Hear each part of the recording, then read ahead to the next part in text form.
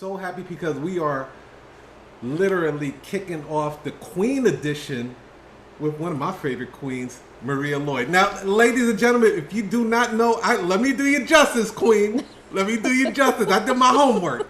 I did my homework. Yeah, ladies and Who gentlemen. you talk to? Who you talk to? Hey, social media. I talked to Instagram, and then Facebook was sending me some messages.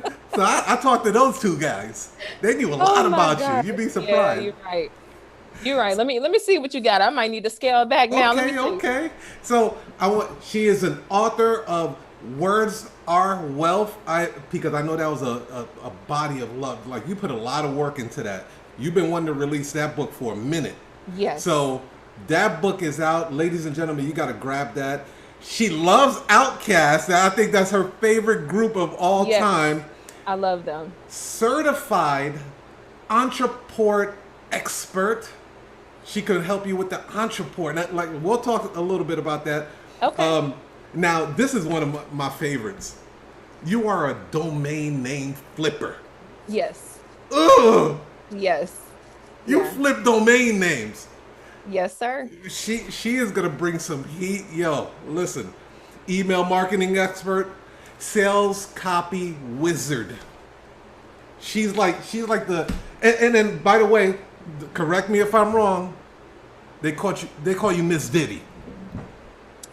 Yeah, in college they did. They used to call me the female Diddy because I was going to school full time. I had 2 and 3 internships, and I was working a part time job. So people used to. I mean, I was always in the streets. I was never kicking it. I didn't really have that traditional black college experience where I was kicking it and partying all the time. I was on the hustle. And Yeah. so people in college at Clark Atlanta, shout out to my alma mater, they used to call me the female Diddy. Wow. Yep. I love it. I love it. So that book right there, which I wish my book came in time so I can hold my own and I all that. know. It's Look, coming. I'll do It's it for coming. you. I'll do it for you. Please talk about that book. That book was a labor of love. Yes. Well, tell me about that book because I know how important it is to get your work out there, especially in the book realm of things. Yes. Tell me a little bit about the book. So, Words Are Wealth was literally written for business owners, no matter where you are in your career as an entrepreneur, to help you learn how to write profitable copy. I mean, the thing is, people assume that words are just, you just throw them up and it just happens to work. But there actually is a science and an art to copywriting. It's not just simply writing words just for the sake of writing words. We're very strategic in the way that we put words together. And as you mentioned, word wizard, I get that all the time. There is a strategy to it. And so with this book, I literally outline my entire strategy that I have been using since literally almost 20. I've been in the industry as a copywriter now for almost 20 years. I started in Really? college in 2004. Yes. So this is something I've been using literally for almost 20 years, and it works. It just simply works. So Wow. that's what Words Are Wealth is about. It literally just teaches you how to leverage words to create wealth for your business. I had one of our mutual friends, Donnie Bryant, on here, Oh and yeah. Oh my gosh. She's and like, it was interesting because I never knew so many people didn't know what sales copy was. yeah, Can you explain a little bit? Because I try to do justice and tell people what sales, but it's hard.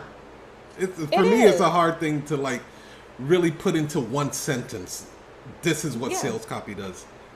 So, it's interesting, Tiger. People usually approach me and they will say, "Oh, you're a copywriter, so you can copyright my book." And I'm like, "No, that's the other copyright." So, copyright spelled with an R, so COPYRIGHT. That is the legal claiming of a body of work, right? So my book is, copywritten by the United States Office of Copyright or whatever.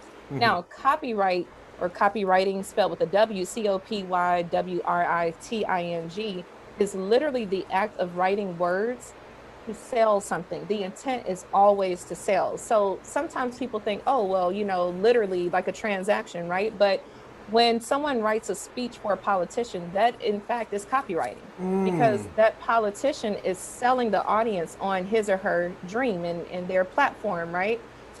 Even something like when you download a mobile app and you notice the words on the within the app that are getting you to the next phase. Well, those instructions, that's a form of copywriting, because the goal is to try to get you through, from point A to Z successfully so that you can use the app as intended. So literally, copywriting, the whole intent is to sell something, whether it's selling, transactional, selling a product, or whether it's inspirational. I want to inspire you with these words to maybe do something, the way that Ida B. Wells, I know you can probably see her picture behind me, but I would consider her to be a copywriter because she used her essays to inspire Black people to leave the South and move to the Midwest. So that's what copywriting is. I hope I did it some justice. You did, especially bringing Ida B. Wells in there. I love that. I never thought about the politician thing. Mm-hmm. Wow. So my audience, I have a large audience of notaries, right? And okay. They're constantly looking for different ways of marketing themselves, but they always overlook, because copywriting is a stealth type of craft, right? It's like you don't see words the same. Donnie Bryant started kind of training me a little bit about it, and I started handwriting copy and stuff like that, and it was just like I created one landing page, Oh, good for you. With some copy in there. I used to just throw words together, right? Yeah. No conversions whatsoever. Yep. Now that I understand copy a little bit, that same landing page will start creating money. I'm like, this is freaking amazing. Like, if notaries would know about this would change everything for them. Yeah. So, like, for websites, they would find copy there, correct? Absolutely, yes. What other places would they see copy? Let me see, websites. I mean, even social media. When you're very intentional about posting something with the intent of getting somebody maybe to download your lead magnet or whatever freebie you're giving away, or if you're seeking to get more, clients for the notary business, I mean, that's a form of copywriting, because again, when you write words with the intent of selling something, that's copywriting. And so for someone in this sector, being a notary, the biggest thing I would say is literally you have to put yourself in the shoes, or in the mindset rather, of your prospective customers. Why do people need a notary? They're trying to purchase a house, right? Or they're trying to, I think one case study or something I read recently was like somebody needed a notary because they needed like to hurry up and get a passport for their kid or something. I mean, there are all these different scenarios. And so what you want to do is put yourself in the mindset of the individual that needs your services and literally just speak to them, especially if you have a mobile notary company. That's even better, because you're literally telling them, like, look, we will come to you. Like, this is the convenience factor that we're bringing to you. You don't have to worry about coming to us. We'll just come to you. But that's the biggest thing. I tell people all the time, a lot of folks mistakenly assume that to be successful as as a notary, as a copywriter, it means that you have to know how to write grammatically correct. That's not true. Actually, the success factor that comes with being a copywriter is empathy. You have to empathize with people. So the more that you're able to hone that skill of empathy, the better you are at being able to sell people your products and services through words. So it's really empathy. Wow. Grammar is important. Don't get me wrong. It's important because you don't want to, if you're trying to use there as the possessive form and, you use it as like there over there, well, you may confuse people. I mean, so for that practical matter, grammar matters. But ultimately, what really shines and reigns supreme over anything else is empathy. You have to empathize with your audience and get them to understand, like, this is a solution to their burning problem. So love it. Now, you're always working with huge companies. What are you working on today, like these days? Because I know you have a conference coming up in Texas, if I'm not mistaken. Yeah, so Dallas, Texas. I actually lived there for 3 years. I have so many family and friends there. Actually, on both sides of my family. A lot of my father's side of the family recently moved there as well. But I'm having a book release party. So, Ah, I work so hard, Tiger, and I'm sure you can relate to this as a fellow entrepreneur, right? We work so hard that we forget to celebrate. yeah. And so it just dawned on me with all of this traveling I've been doing lately and just all of this work I've put in getting new clients and things like that. I need to celebrate. And Yes. so fortunately I have a client that is, coming in from out of the country, and we were already going to meet up and handle some business in Texas. And I thought about it. I'm like, I know so many people there. It's time to party. So yeah, that's coming up in less than 2 weeks. Now I'm really excited. I'm ready So to Miss dance. Diddy is about to turn up. Woo! I might do the little ditty dance on them. I'm telling you, man, I'm ready to turn up. I'm ready to turn up. I've been waiting over a year to dance, Tiger. I'm ready to turn up. Like I've been following your career for years, like years, right? And Hmm. I've seen the evolution of Maria Lloyd. Like you just been killing, and you've been so consistent with it, right? Thank you. I always mention like with entrepreneurship, like for the notaries, it can be it's one thing to be a notary, but it's another thing to be a notary entrepreneur, right? Yes. What kind of advice would you say, like, what have kept you going so long and like with the tenacity and just like the hunger, like I want more and never being satisfied? What has been keeping you so steadfast on that? That's actually an excellent question. So I would have to say a tribe. Find your Mm, tribe, because entrepreneurship can be a very lonely place. Let me tell you, there have been many days where I've literally thought I was having a nervous breakdown, right? yeah, Stayed up all night working on this one client project. When it's time to launch, nothing works. yeah. Everything is shut down, servers off. I mean, I've had those days, and it's really traumatic and catastrophic when that happens.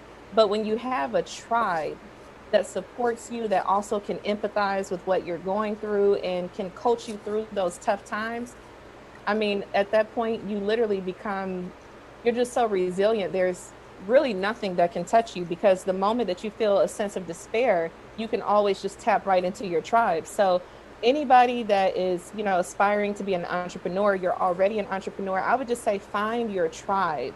That is Mm. very important, because this can be a really lonely place. So, just get your tribe and hold on to one another, and you'll be fine with the right Would you people. say like entering other tribes that are already established or creating your own tribe? Like what would you like go to a conference and connect with people in a tribe? Like would you mean like that?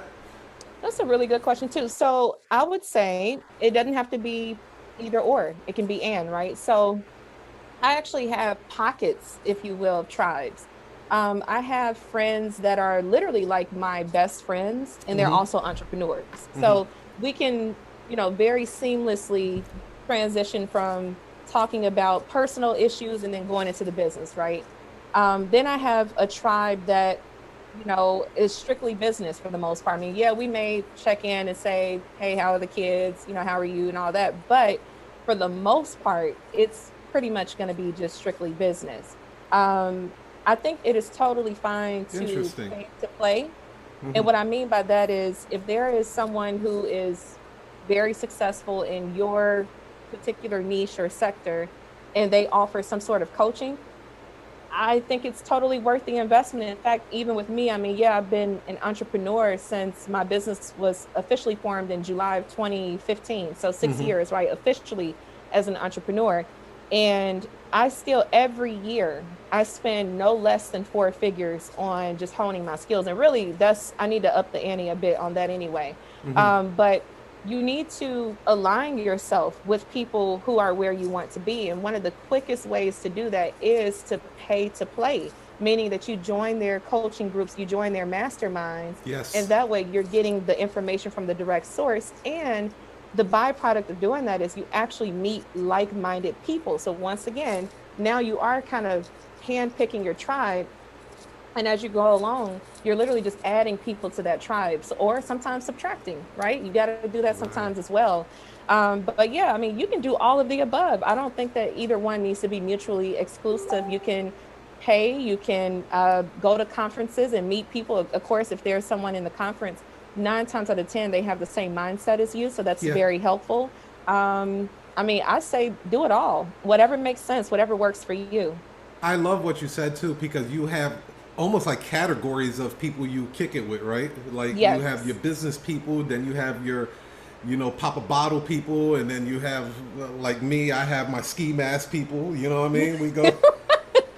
Well, look, we ain't gonna talk about them, Tiger. We ain't gonna talk about that. We might have some feds. We got notaries that'll I know, notarize my right? ass right into the prison and shit. No, nah, y'all ain't getting that assignment. Thank you.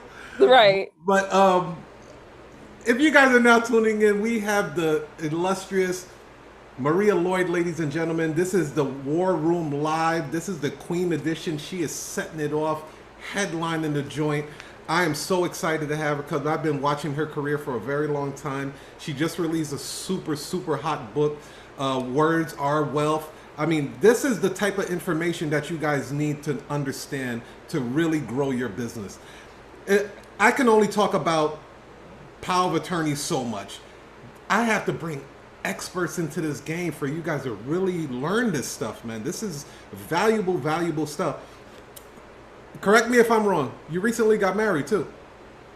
No, No? no. Mm-mm. Okay, I thought I saw like some wedding kind of picture or something like that. You may have, but nope. Yeah, rewind. What? Go throw that to the side for a second. Don't worry about that. Scratch that off, Your Honor. Um, That was just a little technical glitch, everybody. Technical yeah, glitch. technical glitch. It happens. So, what is in store for Maria Lloyd in the next 3 years? What can we expect to see from you in the next 3 years? Well, for starters, I am very big on autonomy. I What's feel that? that human beings, so it's just being able to do things without being regulated. Mm, And so okay. globalization for me is like a form of autonomy. So having multiple passports, having homes that are outside of, America, things like Okay. that. That's what I'm really focusing on right now. And, my pathway to um, paying for that, for lack of better words, I don't know why I can't think of the word I wanted to say, is to really branch out with regard to business. So one thing I've been doing recently is studying this concept of turning machines into employees. And what I mean by that is vending business. So I want to give a shout out to my clients, Vending University, because they have this amazing Vending University closed group. And I joined it. And that's another benefit of being a copywriter. I work with these exceptional entrepreneurs. And of course, again, I have to, be empathetic, right? So Right. I'm tapping into their mindset. I'm tapping into the mindset of their prospective clients or customers. And I was like, oh my gosh, this is something I want to learn. Like, I want to join the class. So it's really cool because I actually oftentimes become a customer of my clients. So it's just really Mm, interesting. But vending, I'm really intrigued by that, and it's a space that I would like to tap into just to diversify, excuse me, my income stream. So in the next 3 years, I think people will probably hear me sparingly talking about my vending machines and things like that, because I'm really fascinated with this concept of turning machines into employees. Like, that really just, it excites me, and I'm looking forward to getting into it. you were the first one of the first people to put me on to bots before they started using Yeah. bots for forex and all that. Like they but you Hmm. were the first one that I've ever heard talk about Facebook auto messaging bots, and then how you Hmm. were programming them to like almost it had like a real person response to it. Like you really thought you was talking to somebody, but it was. So It you're was you're like automated. so ahead of the curve with all of this stuff too, man. Okay, I so love technology. my favorite. What the heck is domain name flipping? Okay, so we think about real estate, right? Real estate is a hot topic right now. Go get you a multifamily, building, get flip houses, sell them wholesale, whatever, whatever. So domain flipping is literally digital real estate. That's exactly what it is. My favorite. It's you taking a piece of internet and owning some of that. And what I mean by taking a piece of the internet, meaning, getting a domain name. So a domain name is like the address that you type into your browser, right? So www.amazon.com, www.wordsorwealth.com, whatever. That is your domain name. Mm-hmm. So what you can do is actually purchase that domain name and then resell it to someone else. And the value is contingent upon, like, in this case, value is truly in the, hands of the beholder, so to speak, or in the eyes rather of the beholder, because maybe to the average Joe or Jane, www.xyz.com doesn't make a lot of sense. But if your company uses that acronym, right, or it's named something with X, Y, and a Z, well, that's extremely valuable for your company. And so with my strategy as it relates to domain flipping, I try to focus on specific niches. So like right now I'm sitting on a lot of like Africa themed, more specifically Ghanaian themed URLs. So like real estate in Ghana. Now I don't own that one. In fact, I own like almost 100 domains. So I don't really remember them verbatim, but I know I have one for dating in Ghana. Yes. Yeah. I have one for dating in Ghana. I have one for real estate in Ghana. I have something for Rwanda. I have just several Africa themed domain names that I'm just holding on to right now as I'm watching, Africa just as a collective continent just blossom and bloom, right? So that's essentially what domain flipping is. It's literally purchasing a URL and then reselling it in the market at a, obviously at a profit. Now, I think I saw it was an interview that you did on Black Wealth Renaissance. Shout out to Jalen and the rest of the Black Wealth Renaissance. Yeah, shout out to Jalen, David, Jared, Kelly. Yeah. Yes, I love them. And you were talking about like you had just bought a domain or something, and then you like flipped it like 24 hours later or something. It's like that quick. Like you didn't have to build a website or anything for this. It was just you just grabbed the name.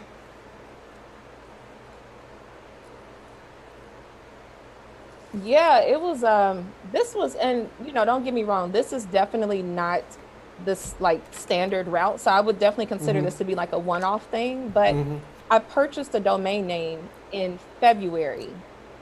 And the domain name was like centered around mortuaries and marketing and things like that. Because remember, I always try to find like a theme to invest in, like a theme with my domain name. So I actually bought something dealing with the mortuary space. And so this was in February of last year, actually. Wow, that's crazy. So in February of last year. Well, in March, I get a query where basically what I had going on was I took the domain and I had it forwarded over to my business's website. My business is Management 24. So if you came to Management 24, my Facebook Messenger bot would greet you and you can chat right into the bot. And that's exactly what the buyer did. So he chatted into the bot and he was like, hey, I want to purchase this domain name. And so I was like, well, actually, I'm sorry. He asked me if I was selling it. And I was like, I wasn't, but what's up, right? Because everybody has a price. I believe that everybody has a price. We all have a price. Yeah. So I'm like, what's up? And so at first he was, we did the little cat and mouse chase. Oh, how much are you willing to sell it for? Oh, what do you, so we did that whole thing for a while. And so finally he offered me, I think his initial offer was $1,000. And, this was my first rodeo. Okay. So I was trying to play tough and I'm like, and mind you, I forgot to mention this. I had only paid $22 for the domain. So when I bought it in February, I paid $22. And the only reason why it was that expensive is because I paid for privacy protection. So usually, it's a domain name will cost you, 99 cents, $12, just depends on the sales. But usually you're looking at about $12 for a domain name. So anyway, he offered me $1,000. And so I was like, well, I don't think that's enough. I would be willing to sell it to you for $5,000. And wow. the way that I justified that, because I know somebody listening may say, okay, now she was reaching. Yeah. And I justified that price by saying that using this domain name, you can acquire clients in that sector, right? In the mortuary sector. And I know I've worked with mortuary clients. They make $10,000+ per funeral. So I mean, you know, it's nothing for them to pay $5,000 for a service. That's your positioning for was them. sick. So that's how I justified it. Thank you so much. But look, it didn't work. Okay. It didn't work. He wasn't going. He was not going because, like I said, his father owned a mortuary and all that good stuff. So, he disappeared after I, you know, brought up the whole like, oh, I want to sell it to you for 5,000, and he was like, nope, not doing it. And so then he disappeared, and I was pretty upset with myself because I'm like, okay, I could have literally gotten a bag. Like I paid $22 and I declined 1,000. It's ridiculous. So I followed up with him and I'm like, hey, you know, I'm interested in moving forward if you are, but could we come up on that price just a bit more? I can't do 1,000. And so he said 1,100. And at this point, since I had waited a couple of weeks and I was a little nervous and thought he was going to pull out, I was like, yeah, let's do 1,100. And so that was it. It was very seamless. And so again, I just want to be clear. That is a kind of like one-off situation. But my whole point in saying that is going back to me saying that the value is in the eye of the beholder, right? Because for him, that domain was worth 4 figures. Right. I bought it at $22, but for him, it was worth 4 figures because he wanted to, you know, have it latched on to his father's business. So, I mean, it's just it's the wild, wild west. Domain flipping has been around for a while now, at least since the late 90s, but it's the wild, wild west. And now you have crypto domains, which I think we would need a whole nother show to talk about that. But I've invested in quite a number of crypto domains as well. So right. So thank you, Bree. She's putting in all the links, how you can get hold of Maria Lloyd. She has her IG, her Facebook, and then the words ourwealth.com. You guys click that link, get that book. I mean, like I'm still waiting on mine, so I know there's going to be some book sales off of that because he's like, Maria is a beast. Oh, we got Donnie Bryant in the house. Is that you, Donnie? Donnie? Is that Donnie? What's up? Look, if you guys get words on wealth, make sure you turn to chapter 14 and see what Donnie had to say. I quoted Donnie in the book because come on, he's a freaking living legend. Why not? You got Absolutely. Any final words, my dear? Because this is your celebration. You just want to celebrate you and thank you for all of the work. You've helped so many businesses out here. You've helped me, like just me sitting on the sidelines, you've helped me on a lot of things. So we just wanted to celebrate you. We want to say thank you for all the hard work. Black women are leading the pack with entrepreneurship in all categories. I love it. That's why I had to create this and bring you on here to lead it. Leave us with some final words, my queen.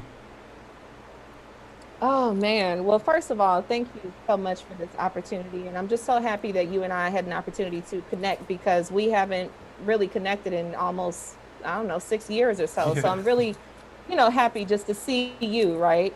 Final words. Wow. I would just say that, and I mentioned this recently in a conversation with Black Wealth Renaissance, but wealth starts here. It starts with your mindset. So just make sure that you're very aware of what you're putting into your mind. Your brain is a muscle, so it stores things.